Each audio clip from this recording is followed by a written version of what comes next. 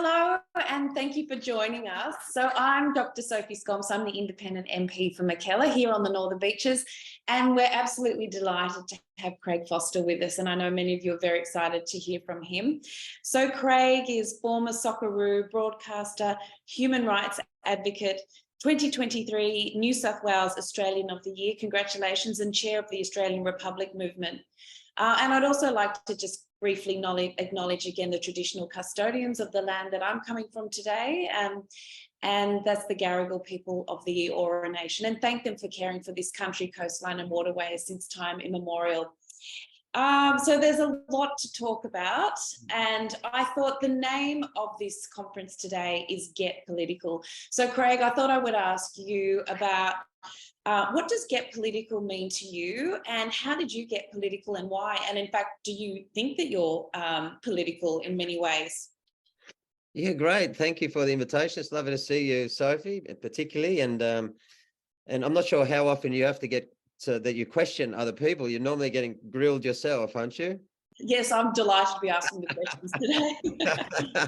It's must be nice to be on the other side. So look, it's great to be here. It's a really important conference. I was looking through your, through the schedule of what had happened earlier today, and I just wanted to, was thinking about at 9:30 a.m. exploring the political ecosystem, and this list that includes you, of course, of just incredible women is so inspiring. Kate Cheney, Zoe Daniel, Dr. Helen Haynes, Dr. Monique Ryan, Dr. Sophie Scamps, Allegra Spender, Ali Stegel, who I know well is a really great friend, and Kylie Ting, and facilitated by Dr. Kathy McGowan. Oh my word, what a fantastic lineup of powerful, brilliant women. And it's just so thrilling in 2023 to see that, this is coming to the fore of Australian political life. So I'm delighted to, as difficult it is to follow that. And I was looking, I saw that after that was Dean Parkin from the Yes 23 campaign. Well, I feel sorry for Dean having to go after that,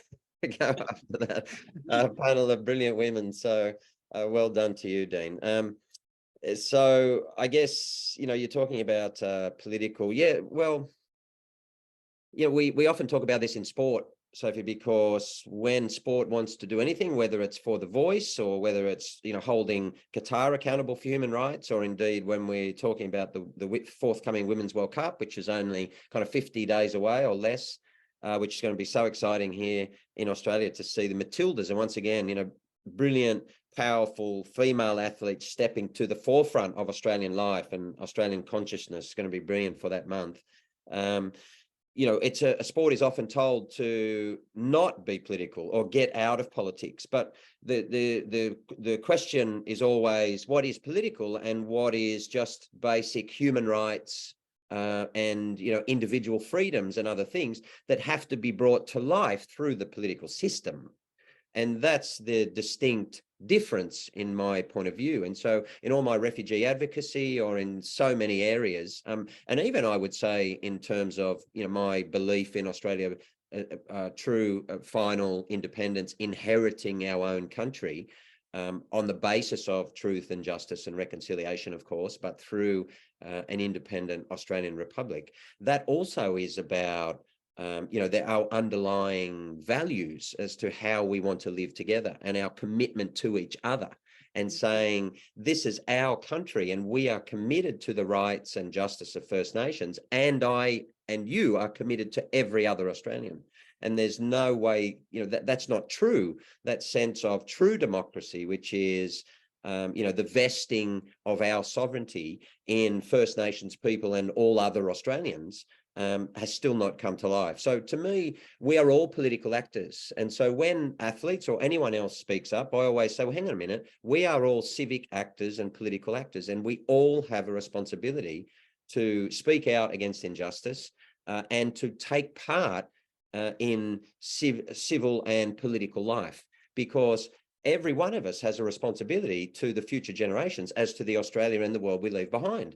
So I find it incredulous that so often we're told, not just in sport, but elsewhere, well, listen, just stay out of that. Well, stay out of what? Our own country? You mean stay out of our own political system? Like, it's completely crazy. But, sport is one of the industries which has kind of propagated that. for a variety of reasons. I mean, industry itself and business is another, and it's really interesting to see, because all of these kind of monoliths are being challenged now across society, and people, various politicians saying, oh, well, even industry and the Business Council and, the biggest companies, in Australia, shouldn't be talking about the voice. It's got none of your business. Yeah. You have to laugh at that, because of course, the reality is politics is everyone's business. And I might just say on that, sorry, were you going to say something? No, you keep going. I'll just jump in. Well, I don't want to interrupt you, because I think what you're saying is absolutely right. But I would just make the comment that recently, just last week, we were having debates and speeches on the voice in Parliament. And I spoke after Barnaby Joyce, and I was just horrified, because he was there saying, all these sports teams, the AFL, the rugby, you should all be quiet. This is none of your business. You should get on with what you do best and just play sport. And I was horrified, because the invitation is not to Australian parliamentarians or politicians, it's to the Australian people. And he was suppressing that again. And I just think it's absolutely wrong. And it's so important for all of us to be invited and to have that respect to be able to speak up on things that are important to us. So, yeah. I hear you. Exactly. Yeah, I couldn't agree with you more. And please, just jump in here, any time that you want to. The thing is, it's so important, because, sport is too often, are told that, but at the same time, of course, politicians and governments here and all around the world continually use sport for their own purposes. I mean, that's obvious to everyone. And Qatar is a great example. And Australia hosting the 2032 Olympics or the FIFA World Cup this year, has a very real political side in terms of geopolitics, in terms of brand building. And so it has internal and external political value, which is, of course, why, many governments around the world continue to want to do so. But I just want to pick up on that point about, Australians pushing back. And of course, your independent movement is really at the forefront of this, and I congratulate you on this concept that Australians should stay ignorant and stay out of politics. And it's time that we not just push back, but push through that. And the voice is our opportunity, one of our opportunities, but a really big opportunity to do so, for all of us to say, okay, we're not getting this anymore. The popular media cannot hoist this on us anymore. We're not buying this anymore. We're going through that to a better place. And the place we're heading to is one of truth and justice. And that's what Australia has to be founded on. And we haven't been, for over 230 or 250 odd years. And so now that's incredibly inspiring. To think that, we can now actually commit to this concept of truth, and from truth comes justice, and only from truth, because, that can be embedded in our national psyche, that can be embedded in our national soul, if you like.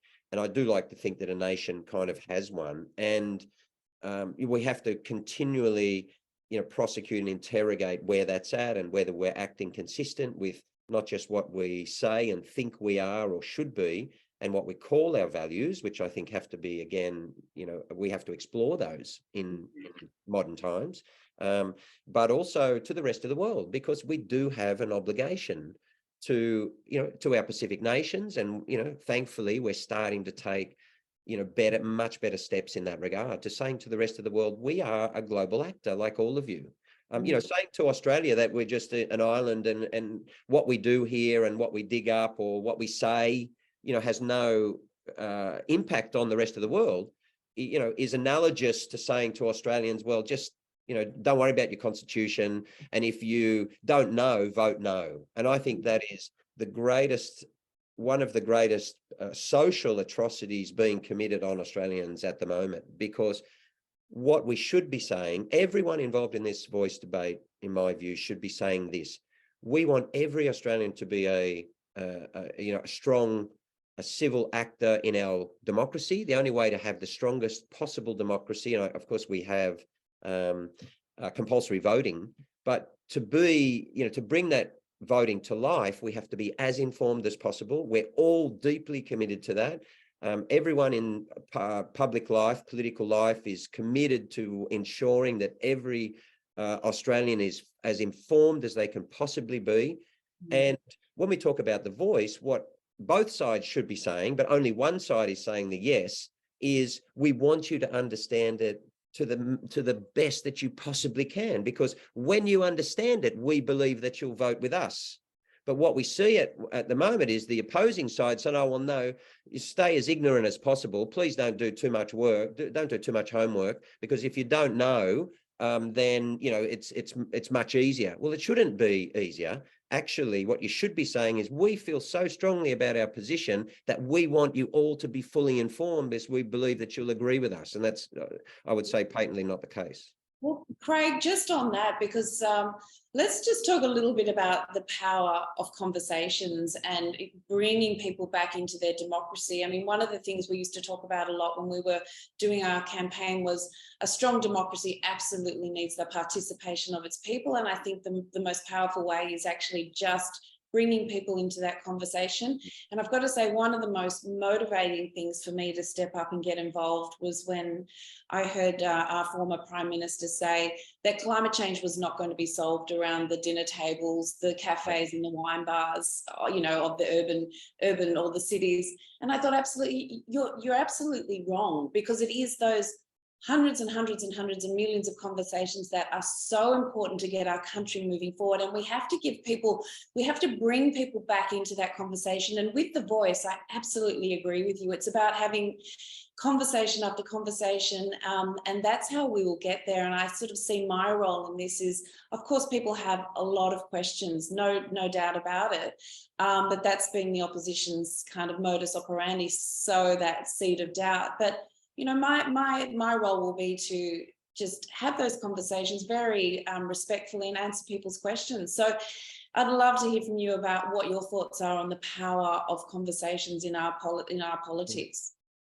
Well, it's critically important. And, you know, like you, I simply believe that, you know, we can only bring the future of Australia that the majority of Australians believe in. That is one with equality, that is one with inclusion, you know, that is one with justice and truth.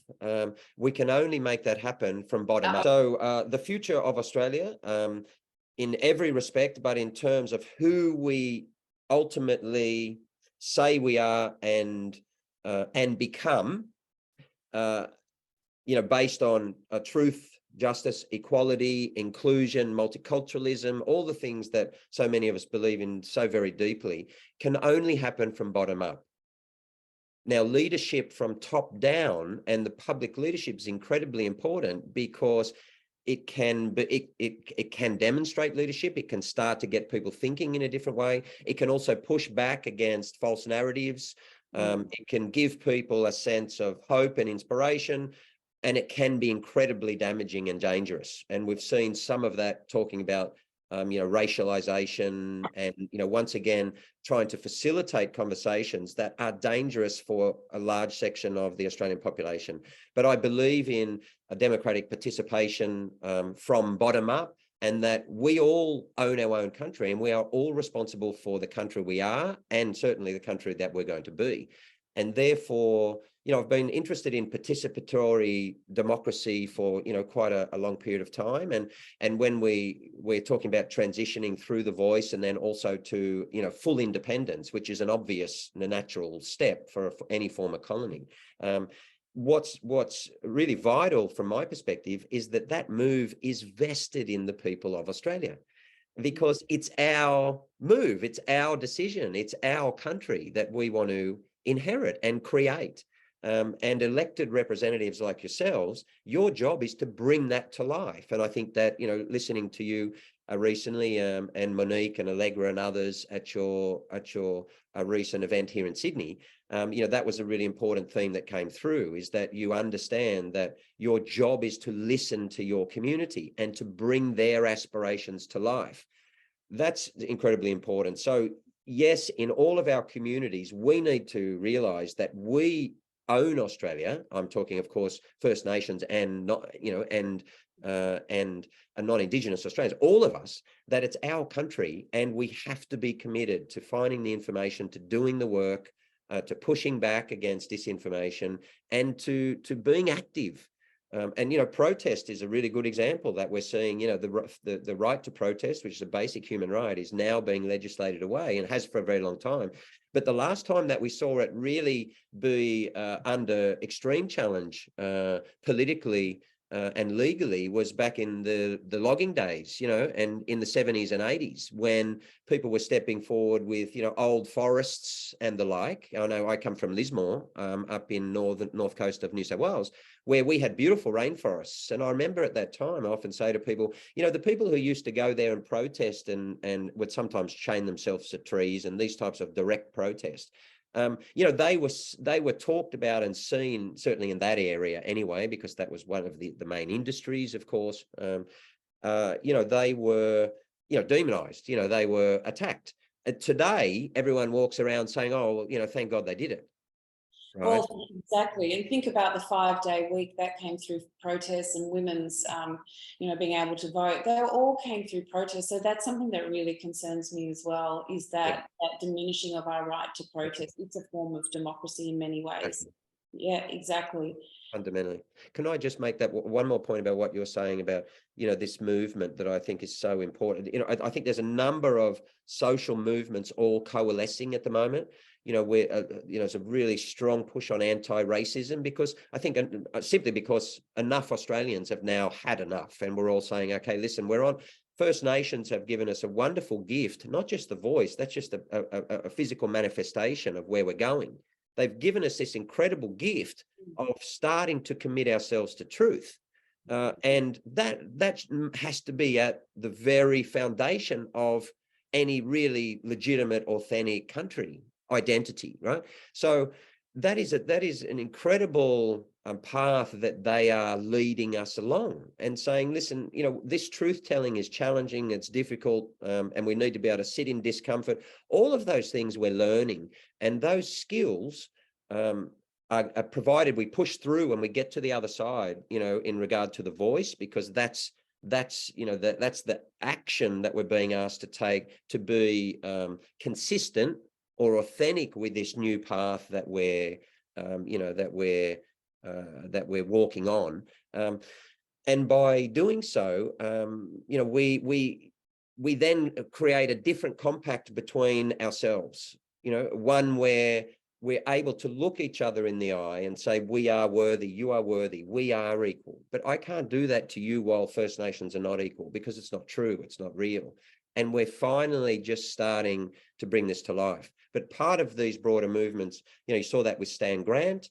I think what happened with Ben Roberts-Smith is really interesting in recent days, because what that's done is also said, happily, the Brereton report was outstanding, because they're exactly the moments when a country is seen to be strong enough, all of us strong enough, to hold ourselves to account.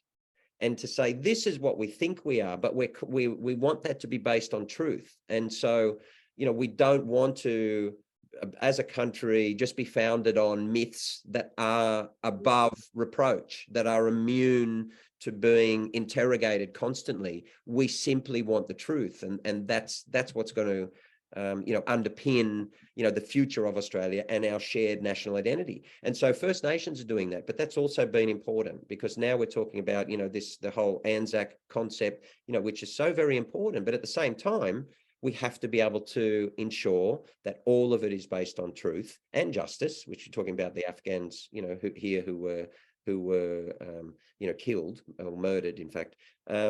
And so, that's another important step.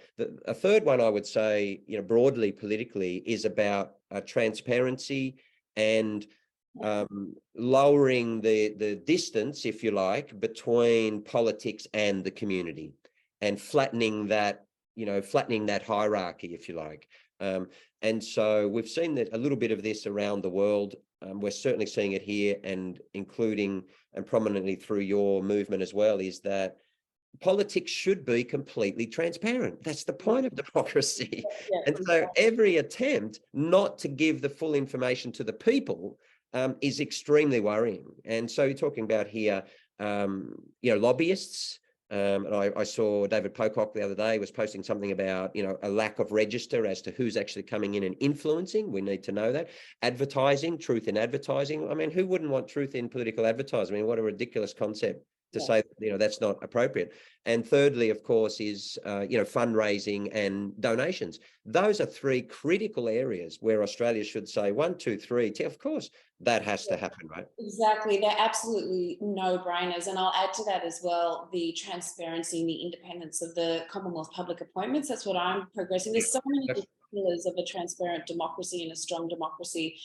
And I think, it is unbelievable that something like PwC has happened where that was known about in 2018, but people are so worried about bringing it out into the open. And I really worry about what's happening with whistleblowers and things currently. Yeah. The government has promised to bring in some amendments to the Public Interest Disclosure Act, but it hasn't happened yet. And you see what's happened to whistleblowers today. They've been persecuted and, threatened with jail time, rather than being held up for people who are telling the truth and trying to bring these things out in a transparent way so we can face up to them. Instead, they're being persecuted, and that culture has to change. And I really question whether what happened with PricewaterhouseCoopers would have been kept, quiet for so long if that culture around whistleblowers wasn't so toxic, and we were able as a country to face up to, the truth and be mature enough to face the truth. And particularly, as you say, on our history with our First Nations people, I think it's time that we were able to look that in the face and start, join walking together on that healing process, because there's no way it's going to happen otherwise. We need to be able to face it, look it in the face and deal with it, like you said. Yeah, so good. Really well said. And this is all part of, we're finally, I believe, just inheriting both our country and our true identity as the future for Australia is so exciting, because we can actually join with formally and culturally and emotionally and psychologically join with First Nations and our 65,000 years of history, which we've known very little about and still know very little about. And the reason we know very little about it is because, because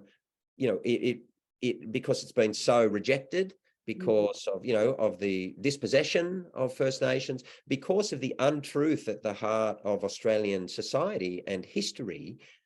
We could never come together, and we're just starting to take what are really quite painful steps together.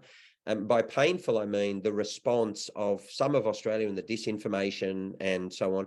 But it was always going to be a big challenge, which is why we have to be courageous enough to keep and push through that. I might just mention, you mentioned the Gadigal people of the Eora Nation. I'm also on their land, but also it's Eddie Mabo Day. And that is so important, 3rd of June, 1992, when the High Court, of course, ruled against terra nullius, essentially. And that was an incredibly important moment. But, that's, 30 years ago. And so if we don't really commit to taking the important steps, step by step, and not putting these things off, and then, another 50 years can go before, we start to actually, bring these things to life. So the question is underlying, well, how committed are we really to truth? Because if we're really committed to truth and justice, we have to take these steps with First Nations. How committed are we to democracy? How committed are we to equality? How committed are we to non-discrimination? How committed are we to multiculturalism? Because the answers to those questions will ultimately determine whether we become a fully independent country and a republic. It's not about whether we just want an Aussie rah, rah, rah as head of state. It's about how committed are we to our own values. And the current construct that we have no longer suits those values that we talk about and I would say believe in 2023. So contemporary Australia can no longer sustain a constitutional arrangement which is contrary to what we believe in and the path that we're walking with First Nations. So to me, it's just about, so much of Australian life depends on us making this commitment to going back in history and dealing with this, with this untruthful beginning, and doing so bravely, but also in a way that, should inspire every Australian. It certainly inspires me. We want to know the truth. And I think also, Sophie, many of us, I don't, I only speak for myself, obviously, but I often say we, but I think many of us are tired of the denial. We're tired of where First Nations are continually at. We're tired of hearing about the gap. We know we can change it. All it takes is just a little bit of courage to walk through that door. And we know that there is a better Australia waiting on the other side. And so the voice to Parliament specifically is a gift, and many people feel, okay, well, we need to do this for First Nations. That's true. That is absolutely true. But you know what? We need to do it for ourselves. It's like a maturing of our country finally face up. And it is painful to listen and hear the truth. But just on what you were saying, it took over, 200 years to face up to that lie that it was terra nullius. That's right. But actually there were people inhabiting this land and owning this land before white people arrived. 200 years and we're still grappling with that. It's unbelievable, really, that we've avoided the truth for so long. So it's and again, I guess it comes down to not making this confrontational and divisive, and using that sort of kind, soft approach of conversations and listening. And again, it comes down to that power of listening. And I think finally paying the respect to our First Nations people and listening and actually hearing from them, because we have been denying the truth for so long. And I was really struck during the week as well. A similar thing is going on in the US, and we had the Republican senator saying, when they were talking about what history would be taught in their schools and what books should be banned and all these type of things, and as a Republican senator saying, I'm not interested in reality. I just want to know, should we be teaching whatever? And it's like, well, come on, but it was said so starkly that he's not interested in the truth and what the real history is. And I think it is often painful to face up to that, but we will mature as we go along and we start those respectful conversations. But I'd like to ask you as well, Craig, how do we, because as I mentioned before, we saw with Brexit and we saw what happens in the US over recent years, it's becoming, those countries were, following Brexit, the UK became quite divided, and there were families not able to speak together over that issue or to avoid each other. And so we hear about that happening in the US quite frequently, that politics will absolutely divide families and divide communities. How do we avoid that? We've got some really big questions that we're asking Australians to engage in, both on the Republican referendum, which is on the horizon, but now with the voice as well. How do we avoid dividing our country? How do we make sure that actually it's a step forward and that we go forward as a nation together on this, even if people who do disagree with it, how do we bring them along following a referendum? Yeah, a great question, Sophie. So the thing is, can I just say on the former point you make about the gentleman across in the US, is what better time in history for Australia to be and to be seen as, on the global stage, or the country that is committed to truth, particularly, right? In the age of misinformation, in the age of untruths, in the age of where people are still questioning basic scientific facts and the like, right? So therefore, it's a wonderful time for, and I think that's, in my conception of what Australia is, that is what we are.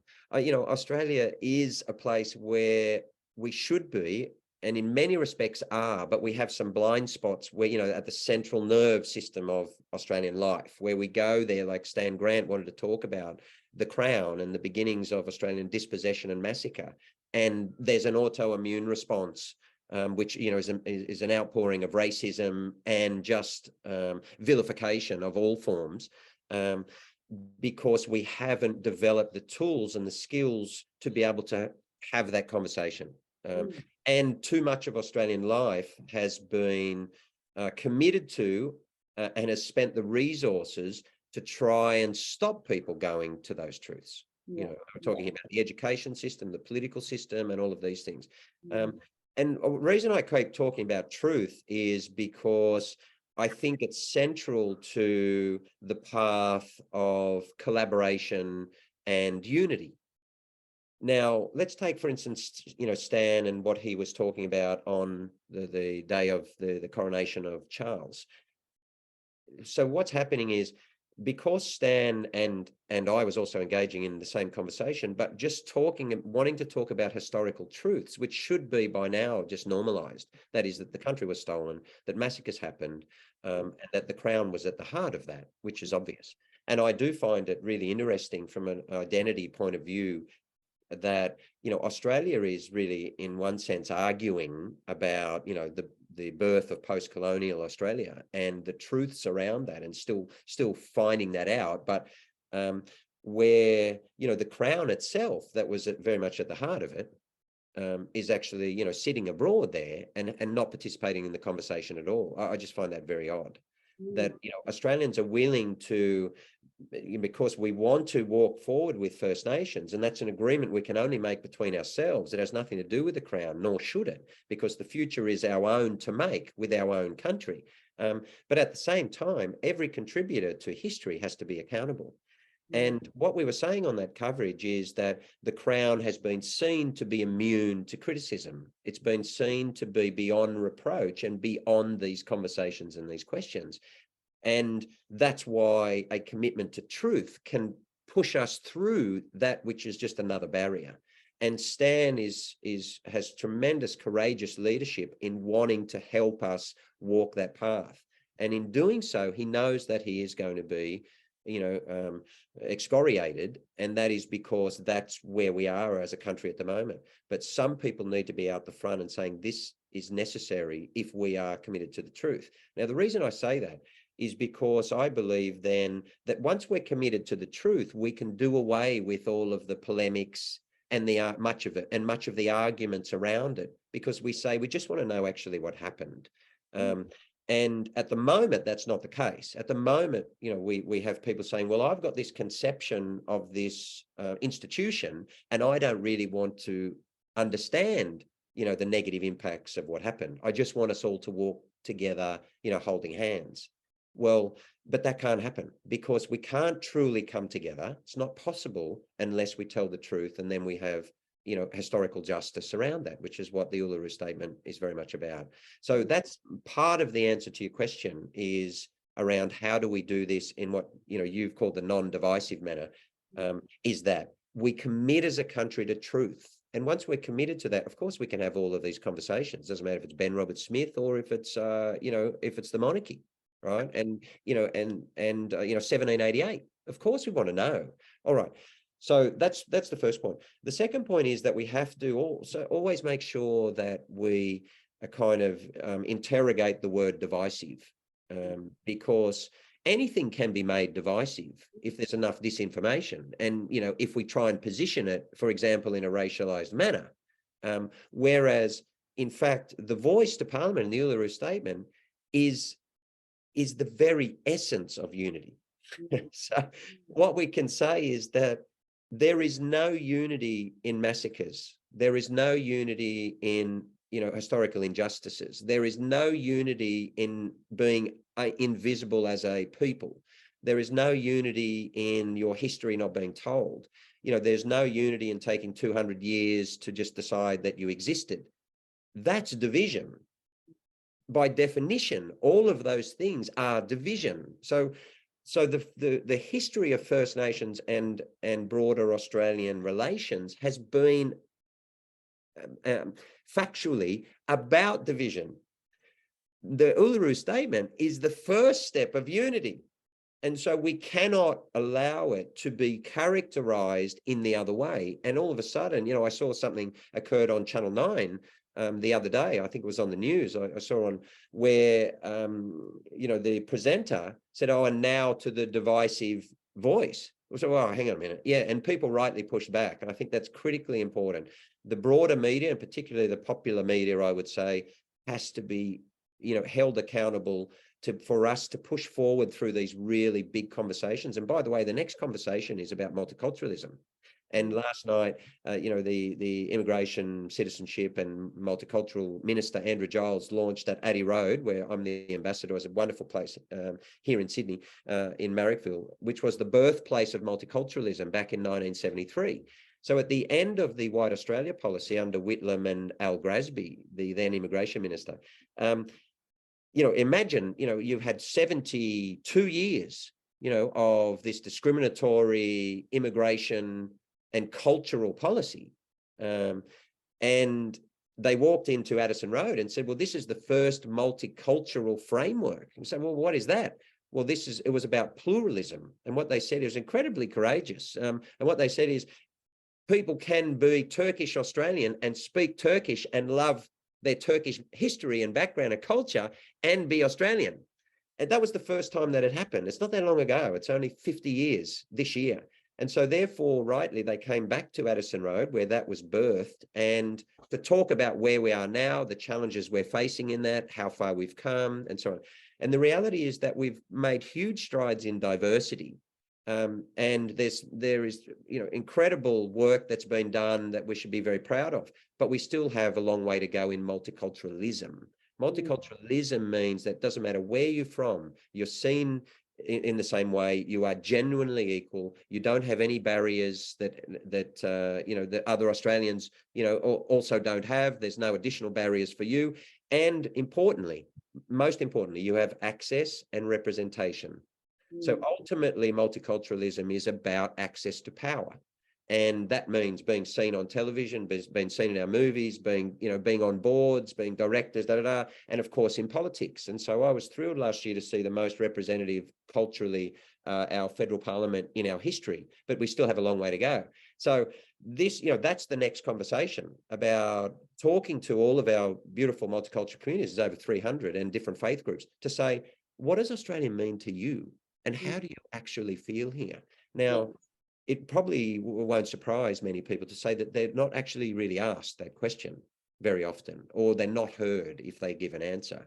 And so this is why I say that First Nations are giving us the wonderful gift of actually being able to listen. And when we can listen to First Nations and then take important actions, we can also listen to multicultural Australia. And now we're talking about, bringing to life our contemporary demography, who we actually are, along with 65,000 years, to become the real Australia, I would say, right? This is incredibly exciting, a period to be alive. In fact, I often say to people, Sophie, that, I think this year, 2023, is the most important year of my life, because, I have an opportunity, like my children and my wife and my parents, to vote for something that, so many generations of Australia haven't had the opportunity to do, and to put Australia on a path. It's not just about the voice, it's about putting us on a path to truth and justice, and to become a real model in the world at a time when there is so much uncertainty and so much untruths. Look, I 100% agree. I feel that too, that we're on the brink of something that could be really amazing. And I agree, the Voice is such an incredibly generous invitation to all Australians, and particularly in the light of the history that First Nations people have endured in many ways. And so it is a wonderful opportunity. I just, truth, I just wanted to make some comments on truth as well, because listening seems so simple, doesn't it? But I don't think we're terribly good at it, particularly when what you're listening to is painful for you and challenges some of your beliefs. But it really is sitting down and first listening really does have to be at the core of what we do. And I think was also at the core of what made this community independent movement so powerful. And I would say when we started those kitchen table conversations, we weren't sure how people would take it. We thought, and we could see that people were a bit suspect when they first started, but when it became obvious we were there only to listen, to ask them to listen and to hear and to take down what people were saying, people were so invigorated and became so engaged, and it just was so motivating and inspiring for people. It's amazing how powerful just being listened to is, and I really hope that during these, this Voice referendum and the time listening up, we can truly start listening to what our First Nations people need and their history, and also what concerns people have, and so that we can hear from people what are they worried about and answer their questions in a really kind of in that respectful conversational way as well, and just take that you know, what he said, where it, you know, it can be used as something that divides us if you want to, but let's use it as a way to bring us together. I think I've heard you say that we're on the brink of, you know, bringing our nation together as a whole in many ways, rather than it dividing us. We have this amazing opportunity to come together, and it is an incredibly exciting time. I agree with you on that. And also very interested just on truth. For a long time, we have on climate, on Indigenous history, That's right. we've been very good at ignoring the truth. And, you know, we've seen with the whole climate change debate how we've just been able, well, many in our society have been able to ignore the truth. Often it's very hard to face up to, because it does challenge what we think and we feel, and it does challenge the status quo. But, you know, you come out on the other side of that, having had the conversations in a much better place and much better, you know, way off. So I agree, very exciting time, lots of opportunities ahead of us. And I'd also like to ask you as well, just what's your theory? So you were talking about, what's your theory? You've touched a little bit on sport and how that, you know, we can bring about social change through sport and multiculturalism. But what's your theory, if you have one, on social change and how social change actually happens? How do we get from A to B, and what does that look like often? Yeah, so you touched on something earlier. I was just going to add something too as well. Yeah, you also said, Sophie, about, you know, how do we keep those conversations going? And I talked about truth as underpinning it, and this is part of the theory of social change. But also, what we do need to do is not attack others who have opposing views. And, you know, I saw this a lot during my refugee advocacy, whereby, and I came to learn, and through First Nations rights and advocacy, you know, which I've been involved in for a very long time, is that everyone is on a different journey.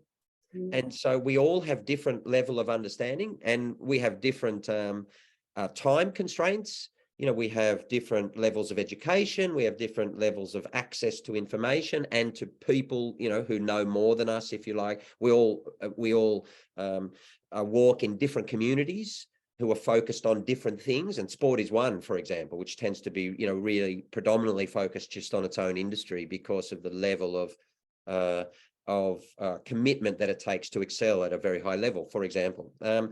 And therefore, you know, I'm always very careful not to attack those who have a different understanding and are on a different level of the continuum, a different stage of the continuum of the journey that we're all on as a country. So, for example, when I was talking about refugees and what we were doing to them offshore and so on, you know, I would speak to friends and, you know, people, you know, everywhere who I already know, and I know that they are wonderful people, and yet I would talk to them about, you know, my friends Mostafa and Farhad and all these people, what happened, and they would keep regurgitating back to me the same narrative that they had read about over 20 years in the media. And therefore, you know, I came to understand that, you know, perfectly, incredibly amazing people can believe things when constantly told, you know, and having their heads filled with the same terms and, you know, this barrage of, well, propaganda, really, in terms of this is how we're going to position this group, and, you know, and encourage Australia to think that these people are things that they're not. Now, and what that taught me is that, you know, we all have different views, but that doesn't necessarily mean who we are, and that we need to keep the conversations open for everyone and not demonize people simply because we think they know less. There can be many, many reasons why they're the case, and they might also know more. Right? So therefore, you know, always make sure that we're just having respectful conversations and that we keep those doors open for changing of minds. That's all. And that we don't. Great. Yeah, and I agree with you that listening enough to be able to find the common ground, because there's so many times we have so much in common. So you don't have to actually pick out the difference. It's picking out the similarities and building from there. Exactly. That was another thing that Kathy McGowan used to talk to us about. But I just wanted to comment on that as well. Is that for so long, there's been a particular narrative, in the national conversation, whatever it is, whether it's climate, whether it's multiculturalism or immigration. And a lot of people asked, what's the use of an independent? You don't have the balance of power. So what, And what I say is, apart from anything else, apart from holding the government to account and bringing new ideas and trying to collaborate to, bring about solutions, is a really big part of what I feel my role is, and I'm sure the other independents do as well, is just continuing the conversation, the national conversation, and continuing to feed into that. So people are hearing a different perspective on what they've heard in the years beforehand, and trying to bring the national conversation along with us, because, people don't often hear something different. So it's just feeding different things as often as we can in the public. So people are that sounds fair enough. That sounds common sense. And it starts to challenge what they're thinking as well. And I think that's often how social change happens as well. It's a slow kind of process. They hear something different. People then start having, conversations. And I would just encourage people to feel emboldened to have those gentle and respectful conversations. I've got this perspective. I can understand your point of view from this regard, but this is how I feel.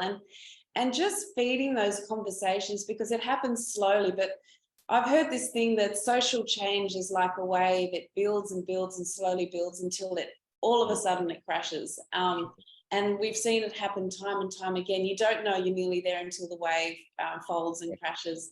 And I think that's what happened, with this movement with in the community independence. And I'm hoping this is what happens with The Voice as well. We can finally have these conversations, face up to the truth, and then we can just sort of move on to the future together in a different way as well. I don't know if you have any comments on that, on that kind of slow building of social change. Totally right. And I often say, for instance, I was talking about refugees, which was, I think, demonstrably, near the end of an awful period when Australia was always at some point going to start saying, well, hang on a minute, this has just been way too long. We can't do it to these people. Those who step forward at the front of issues when they're really, really important, whether it's whistleblowers, immediately stepping forward and say, this is wrong, when they know that there's going to be pushback, whether from the popular media or even from broader society. Those are the people who have the most courage, in my view. And often they're the ones who aren't remembered. People don't come back and say, well, listen, you made a really good point back then. And, sorry, everyone really got stuck into you. That's how social change happens. Marriage equality took, I think, at least 20 years. Dr. Karen Phelps was telling me only a few years ago, said, look, from the start of when we started talking about that's 20 years to, bring people along, have all those conversations and so on, and ultimately get there. But we have to also, at the moment, what's challenging about those conversations, let's say, is that we have to make sure that they are conducted on the basis of truth. And this is what we're seeing with The Voice. And so there's broader social challenges that are influencing this. And therefore, we need to be, like I was saying to someone yesterday, I wonder whether Yes 23 need to put together an actual panel that daily pushes back against disinformation and misinformation, because otherwise, the broader media is just not capable of doing it. And therefore, these, I'm aware through my former advocacy of how dangerous it is that these terms become normalized. And divisive is a great one.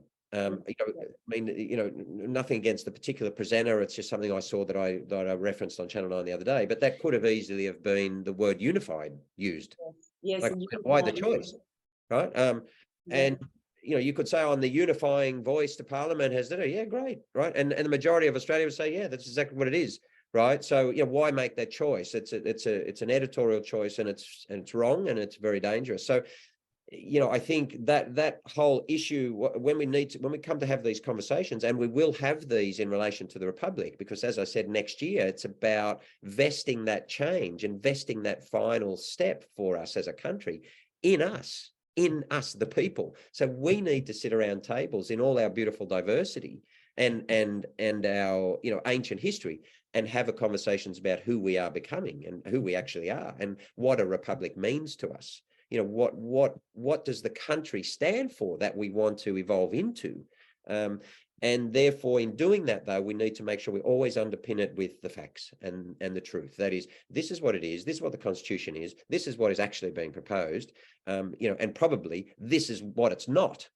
Right? Sadly, that you shouldn't really have to do that. But because, when it comes to campaigning, it's always quite dangerous to talk about the myths and the untruths, because there's a danger that they can be embedded in people's minds, even though you're overcoming them, like you're rebutting them. But by rebutting them, you're actually talking about them, right? Yeah. Interesting.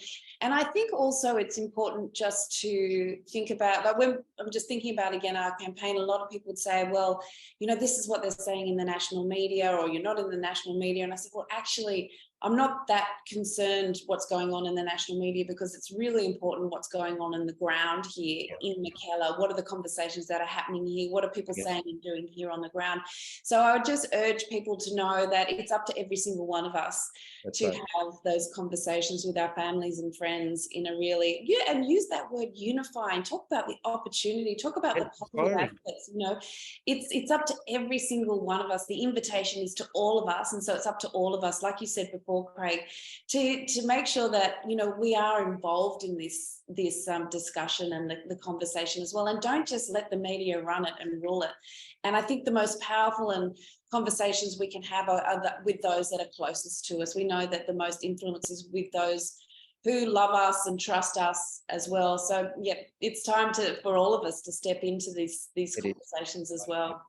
I totally agree with that. And that is also because First Nations have been carrying a huge load here for a very, very, very long time. And I was watching, Megan Davis and some of the leadership group the other day, and Auntie Pat, and I was just wondering, you saw, in WA, another politician step down, citing fatigue, for example. Well, how how tiring must it be to try and push an entire country to just tell the truth, right? Well, exactly.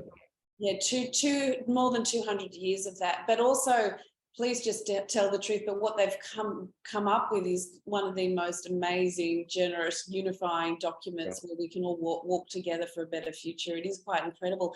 I thought I might ask you for one last closing comment, Craig, and maybe if you've got a question, you can just to people in the audience, if anyone would like to ask a question, if I have time, I'll try and slip one in for you as well. So what are your closing comments? Are there any sort of messages that you would like us to hear about, Craig? It's been wonderful to hear from you, and we know that you've been doing so much within our society to tell the truth about what is happening on so many different levels, and want to wish you all the best, both with the Voice and also with the Republican referendum that'll be on the horizon as well. But are there any any thoughts that you would like to share with us?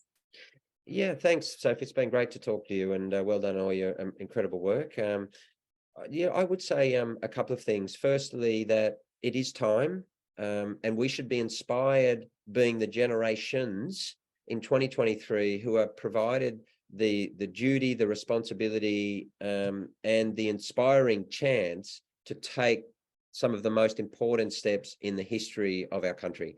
And that's important for all of us, because for the first time, we're actually going to be able to look each other in the eye.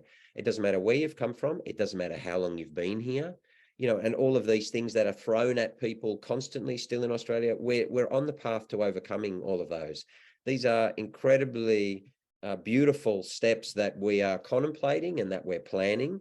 And the other thing is, be active.